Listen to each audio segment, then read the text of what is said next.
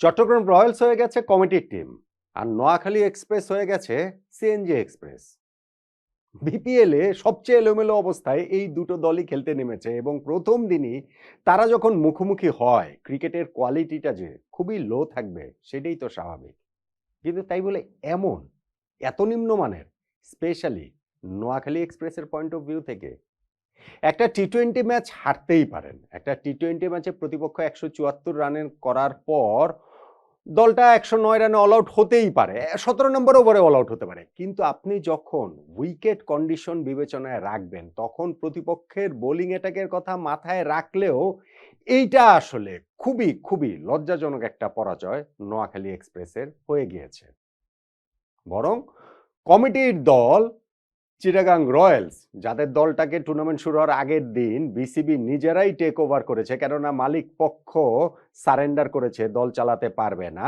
আর নোয়াখালী এক্সপ্রেসের ওই যে প্রধান কোচ খালেদ মাহমুদ সুজন যে সিএনজি করে চলে যেতে চেয়েছিলেন, সেই জন্য সেটা নোয়াখালী এক্সপ্রেস তাদেরকে হারিয়ে চট্টগ্রাম রয়্যালসের শুরুটা ভালো হলো। ৬৫ রানের বিশাল জয়, মাত্র ২ জন বিদেশি ক্রিকেটার নিয়ে একটা জয়টাতে তারা গুড নোটেই টুর্নামেন্টটা শুরু করলো। কিন্তু সেটা আসলে হলো কিভাবে, কোনটা টার্নিং পয়েন্ট, সেটাই তো আলোচনা।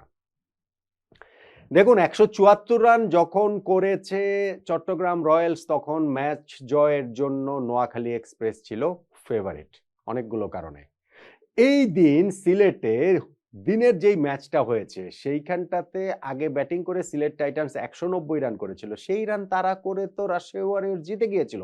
হ্যাঁ, সেখানে হাই কোয়ালিটি ক্রিকেট হয়েছে ২ টা হাই কোয়ালিটি টিমের মধ্যে। এখন এইখানটাতে ২ টা তুলনামূলক বাজে কোয়ালিটির দল, ক্রিকেটের মানটাও তেমনই হবে। কিন্তু ১৭৪ চেস করে জেতার র উপ আত্মবিশ্বাসের রসদ বা এরকম ধারণা করার রসদটা শুধুমাত্র প্রথম ম্যাচেই ছিল না ভাই। উইকেট তো ভালো ছিলই, কন্ডিশন, কুয়াশা, শিশির, যেইভাবে টপ করে শিশির পড়েছে এবং বোলিং করাটা যেভাবে ডিফিকাল্ট থেকে আরো বেশি ডিফিকাল্ট হয়ে গেছে সময় গড়ানোর সঙ্গে সঙ্গে, তাতে করে চট্টগ্রাম রয়্যালসের ক্যাপ্টেন শেখ মাহেদী হাসান টস জিতে কি কারণে তিনি চেস করার সিদ্ধান্ত নিলেন না, ম্যাচ হেরে যাওয়ার পর সেইটাকেই টার্নিং পয়েন্ট করা হবে কিনা, ওই রকম একটা ভাবনার জায়গায় আমি ছিলাম এবং নিশ্চিতভাবে এটা সারপ্রাইজিং একটা ডিসিশন হয়ে এসেছে অনেকের কাছেই, প্রায় সবার কাছে। অথচ সেই ১৭৪ রান ডিফেন্ড করে জিতে গেল চট্টগ্রাম রয়্যালস।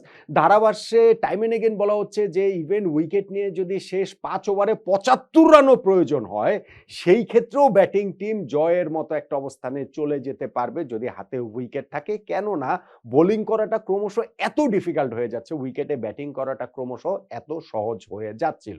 এবং দেখেন, ওইরকম একটা অবস্থাতে কিন্তু নোয়াখালী এক্সপ্রেস চলে গেছিল। হ্যাঁ, তাদের ৫৪ রানে ৪ উইকেট চলে যায় এবং সেইখানটাতে হাবিবুর রহমান সোহান, যিনি এই টুর্নামেন্টে ব্যাপক আলো ছড়াবেন বলে ব্যাপক প্রত্যাশা করা হচ্ছে, এবং তিনি ২ টা ৪ একটা ছক্কা মেরেই তার দায়িত্বটা শেষ মনে করে উইকেটটা বিলিয়ে দিয়ে এলেন।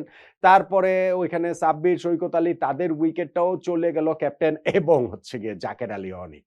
জাকের আলী অনিক তিনি তার ওই লেগে খেলার প্রবণতা থেকে বের হতেই পারছেন না। তাকে যতই কোচ বেটে গুলে খাওয়ানো হোক না কেন, তিনি লেগে খেলবেনই খেলবেন এবং আজকেও সেই একই কাজটা করতে গিয়ে ১২ বলে ৬ রান, ২৫০ রান তাড়া করছে, তিনি ১২ বলে ৬ রান করে অফের বলটা লেগে টেনে মারতে দিয়ে তিনি মিড উইকেটে ক্যাচ দিয়ে আউট হয়ে গেলেন। ৫৪ রানে ৪ উইকেট পড়ে গিয়েছিল, ঠিক আছে, কিন্তু ওইখান থেকে হচ্ছে গিয়ে মাস সাদাকাত এবং হায়দার আলীর একটা পার্টনারশিপ হলো ৩২ রানের। এই ৩২ রানের পার্টনারশিপটাই নোয়াখালীর পুরো ইনিংসের হাইয়েস্ট পার্টনারশিপ। আচ্ছা, ওই পার্টনারশিপটা ব্রেক হলো, তাও তো হায়দার আলী তো ছিলেন এবং হায়দার আলী যখন ওই ১৪ নম্বর ওভারটার কথা মনে করে দেখুন, যখন প্রথম বলটাতে রান হলো না, কিন্তু সেকেন্ড এবং থার্ড বলে পরপর ২ বলে তিনি ২ টা ছক্কা মারলেন। নোয়াখালী এক্সপ্রেসের স্কোরটা ৫ উইকেটে ১০০ রান হয়ে গেল। ৩৯ বলে তখন তাদের হাতে ৫ উইকেট নিয়ে ৭৫ রান প্রয়োজন। ওই যে ধারাভাষ্যে যে রমিজরা যারা বলছিলেন শেষ ৫ ওভারে অর্থাৎ ৩০ বলে ৭৫ রান প্রয়োজন হলেও হাতে উইকেট থাকলে ম্যাচ জেতা সম্ভব। ওই ২ টা ছক্কার পর তো ৩৯ বলে ৭৫ রান প্রয়োজন, হাতে ৫ উইকেট রয়েছে। ফলে ওইখান থেকেও তাদের পক্ষে ম্যাচ জেতাটা সম্ভব, ভীষণ রকমের সম্ভব ছিল। অথচ সেইখান থেকে তারা হুড়মুড় করে ভেঙে পড়লো।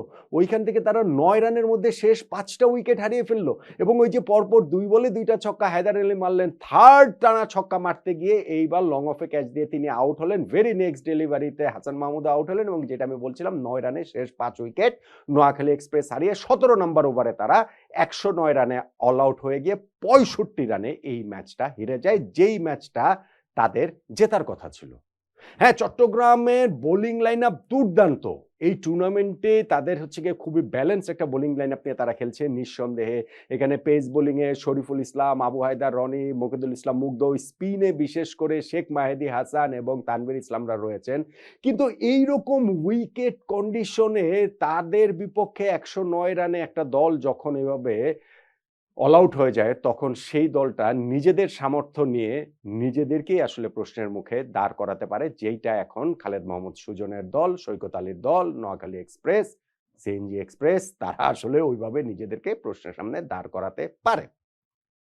এখন ১৭৫ রান যে করেছে চট্টগ্রাম রয়্যালস, অত রানও হয়তোবা তাদের করার কথা ছিল না। তাদের ওই কোটিপতি ব্যাটসম্যান নাঈম শেখ তিনি ১১ বলে ১১ রান করে আউট হয়ে গেছেন। তিনি ওইখানটাতে মিডনে একটা ক্যাচ দিয়ে, এবং তাদের ওই বলছিলাম যে মাত্র ২ জন বিদেশি ক্রিকেটার নিয়ে তারা একাদশ সাজাতে পেরেছে, এবং সেই ২ বিদেশি ক্রিকেটারের একজন মির্জা বেগ তিনি ৬৯ বলে ৮০ রানের একটা ইনিংস খেলেছেন। ৮০ রান কিন্তু অনেক রান, ২০ রান কম সেঞ্চুরি।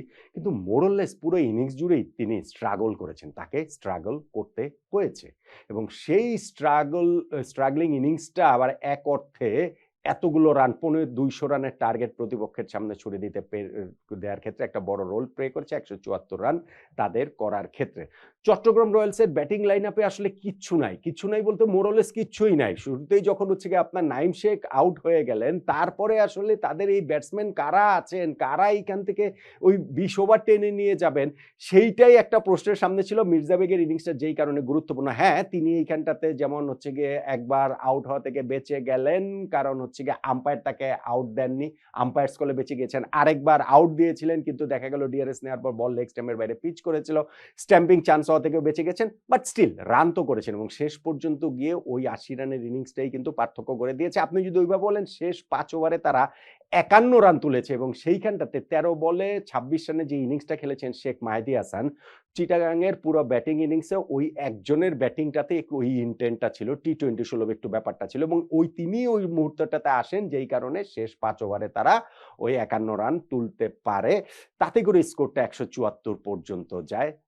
কিন্তু স্টিল তারপরেও ওই অবস্থা থেকে নোয়াখালী এক্সপ্রেসের ম্যাচ জেতাটা উচিত ছিল। ম্যাচ জেতার কথা ছিল। ম্যাচের যে অবস্থা সেইটা বিবেচনায় তারা সেটা পারেনি। Huge credit to Chattogram Royals. তারা প্রতিপক্ষকে নিজেরা এরকম এলোমেলো অবস্থায় থাকার পরও প্রতিপক্ষকে ১০৯ রানে অল আউট করে দিয়েছে, এবং সামনের ম্যাচগুলোতে তাদের যদি আরো বিদেশি ক্রিকেটার নিশ্চিতভাবেই যোগ হবে, সেই ক্ষেত্রে তারা টুর্নামেন্টটা যেহেতু ভালোভাবে শুরু করলো, ভালো কিছুর আশা তারা অবশ্যই করতেই পারে। তাহলে টুর্নামেন্টের সবচেয়ে এলোমেলো যেই ২ টা দল, চট্টগ্রাম রয়্যালস এবং নোয়াখালী এক্সপ্রেসের মুখোমুখি ম্যাচে চট্টগ্রাম যে ৬৫ রানে জিতলো, সেইটা জয়ে টার্নিং পয়েন্ট কোনটাকে বলবো? এইখানটাতে একটা বলা যেতে পারে মির্জা বেগের ইনিংসটা, স্পেশালি তার ওই আম্পায়ারিং ডিসিশনগুলো, স্পেশালি আম্পায়ার্স কলে ২১ রানে ছিলেন বোধহয় তিনি তখন, বেঁচে যাওয়াটা সেটা একটা খুবই গুরুত্বপূর্ণ অংশ। আমার কাছে মনে হয় খুবই গুরুত্বপূর্ণ অংশ শেষ ৫ ওভারে যে তারা ৫১ রান তুলেছে, তাতে ১৭৪ রানে পৌঁছে গিয়েছে, সেইটাও টার্নিং পয়েন্টের একটা দাবিদার। কিন্তু আমি মনে করি এই রানটা চেস করে নোয়াখালী এক্সপ্রেসের জেতা উচিত ছিল। সৌম্য সরকার ছিলেন না, আনএভেইলেবল ছিলেন। স্টিল তারপরেও এই ব্যাটিং লাইনআপেও এই রানটা চেস করে জেতা উচিত ছিল, এবং সেইখানটাতে ওই যে পরপর ২ বলে ২ টা ছক্কা হায়দার আলী মারলেন না, মারার পরে যে তারা ৫ উইকেটে ১০০ রানে পৌঁছে গেলেন না, ৩৯ বলে ৭৫ রানের প্রয়োজনীয়তার সামনে দাঁড়ালেন না, যেইটা চেস করা সম্ভব বলে ধারাভাষ্যকাররা বলছিলেন না, ওইখান থেকে পরের বলটাতে যে হায়দার আলী আউট হয়ে গেলেন, এরপরে হাসান মাহমুদ আউট হয়েছেন, সেগুলো পরেরটা পরে। কিন্তু ওই যে ২ টা ছক্কা মারার পরের বল, তৃতীয় ছক্কা মারার চেষ্টায় যে তিনি আউট হয়ে গেছেন, আমার কাছে শেষ পর্যন্ত গিয়ে সেইটাকেই টার্নিং পয়েন্ট বলে মনে হচ্ছে। আপনি অন্য কিছুকে, ওই লাস্ট ৫ ওভার তাদের ব্যাটিংয়ে, কিংবা মির্জা বেগের ওই আম্পায়ারের সিদ্ধান্ত পক্ষে আসাকে, এগুলোকেও আপনি টার্নিং পয়েন্ট বলতে পারেন। অবশ্যই টসের যে ডিসিশন, সেটা একটা ব্রেভ ডিসিশন ছিল শেখ মাহেদী হাসানের, কিন্তু সেই সিদ্ধান্তের কারণে তারা ম্যাচ জিতেছে। তাদের বোলিং লাইনআপের উপরে ভীষণ রকমের আস্থা আছে তাদের ক্যাপ্টেন, এবং সেইটা তারা প্রমাণ করছে। বাট স্টিল সেই টস জয়ের ডিসিশনটাকে আমাকে টার্নিং পয়েন্ট মনে হয় না, বরং তারা হেরে গেলে সেইটাকে টার্নিং পয়েন্ট হিসাবে দাঁড় করানো যেত। আমার কাছে তাই হায়দার আলী পরপর ২ বলে ছক্কা মেরে ১৪ নম্বর ওভারে তানভীরের ওই বোলিংয়ে তিনি যে এরপর আউট হয়ে গেলেন, সেইটাকেই চট্টগ্রাম রয়্যালসের ৬৫ রানের জয়ে নোয়াখালী এক্সপ্রেসের বিপক্ষে টার্নিং পয়েন্ট বলে মনে হচ্ছে।